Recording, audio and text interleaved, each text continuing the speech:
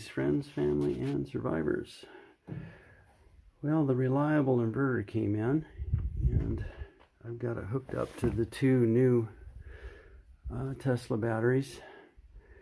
And I'm going to have to figure out how to charge the batteries so that they're all exactly the same, and probably store them in parallel. Because I think I'm 26.2 on those, and I'm 25.2 on these. But the inverter powered up. Let's see what it looks like. Okay, I got a 500 watt load here.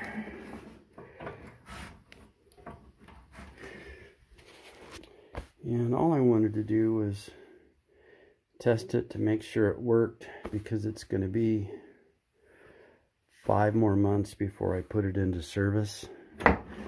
And some of these, from what I understand, is these things either work or they don't. The company's really good. If you get a bad one, they'll send you another one. But I want to make sure it worked. Didn't want any surprises up on the mountain. So I'm going to have to figure out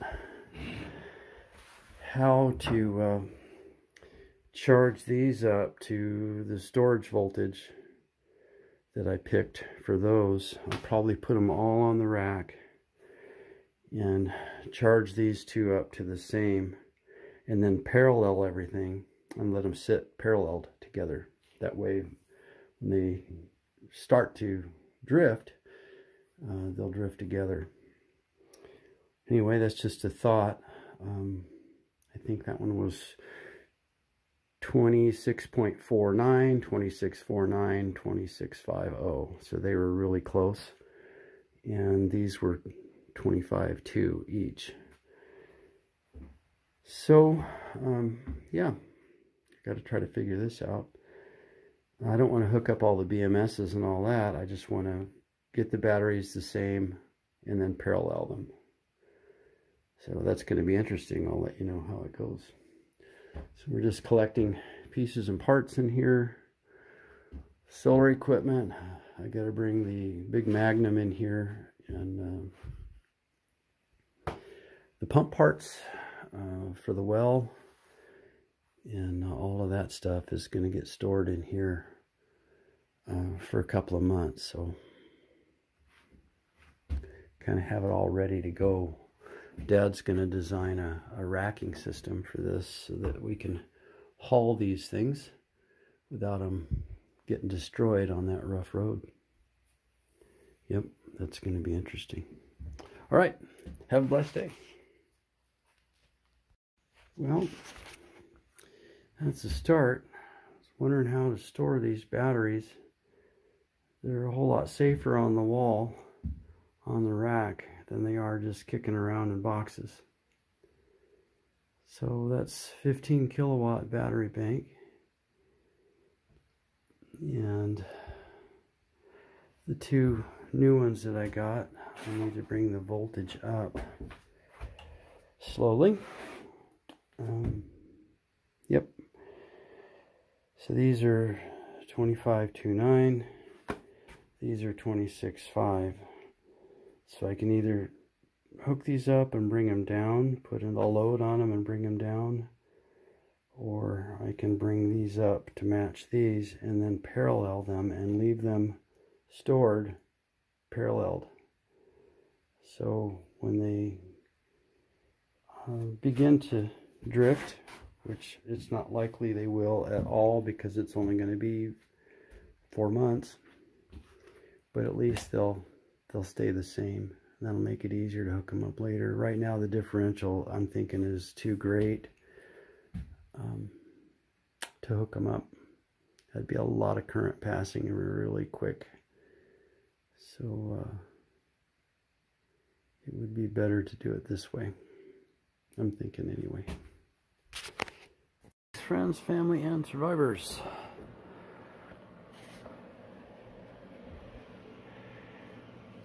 12 amps on the little reliable inverter, 1397 watts. It's holding at 116.3. 60.1 hertz. So, load testing the Reliable, and I need to bleed some energy off. These three are 26.5 volts, and these two are 25.2. And I need to parallel all these for long-term storage so they can track together. And if I hook these two up, the difference between 26.5 and 25.2 is enough difference that I would probably be trying to instantaneously pass a couple of kilowatts over. And that's going to throw sparks and get hot, and not a good idea. So I want the voltage pretty much exact when I parallel them. So I hear the fan kicked on. It's blowing nice and cool.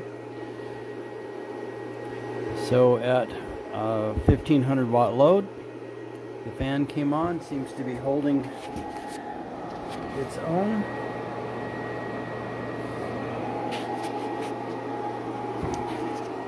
So I'll let you know how it went. I don't know how long it's going to take. I don't know how much that voltage differential represents. I may be pulling several kilowatts out of those batteries before I can parallel them. I'll let you know. That's why we're doing the test. It's gonna take a while. Okay, we got it down to 0.02 of a volt, and then we paralleled everything. I had to bleed off 1.5 kilowatts of power. So those three batteries, the difference between 26.5 and 25.2 was 1.56 kilowatts. So they're gonna sit like this now through the winter. I will be soldering in the BMSs and the active balancers, though I don't leave the active balancers on. Plug them in if I think there's a problem. And it's not likely I'll be able to find one more, but if I do, that would be great. But 15 kilowatt bank in an area that has massive amounts of sun and wind, and I have an old school wind generator that just plain works. It's a brush type, it's got a wood prop, and it makes power. I also have a PMA thing, you know, I think it's in a box here, and they're a gimmick and they don't work very well. So I've got that, the dump load stuff and charge controllers and the 100 amp rectifier and all that, but I tested it extensively, and it produces about 10% of what that old DC brush type generator produces with a wood prop, just a wood prop, that's it. I think this Thermodyne has like 12 blades or something, and it'll barely overcome its own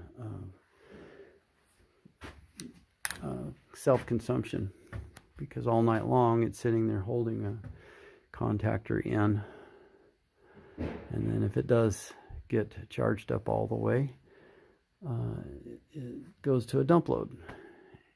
And I've never had it actually produce power. It's run in the negative here, where the wood prop one actually, it'll charge something, which is pretty neat. So I'll experiment with that way down the road. I will take it up on the mountain with us though, and probably go up around 90 feet on the tower, and we'll see how it works. I don't know that I'll need it, but I think my plan was to use the wind generator in the winter time solely for heating these sheds. That's it. So if I can get, you know, 400 watts out of it, put a 200 watt heater in each shed, what more could you ask for? All right, that's it for me. Have a blessed day.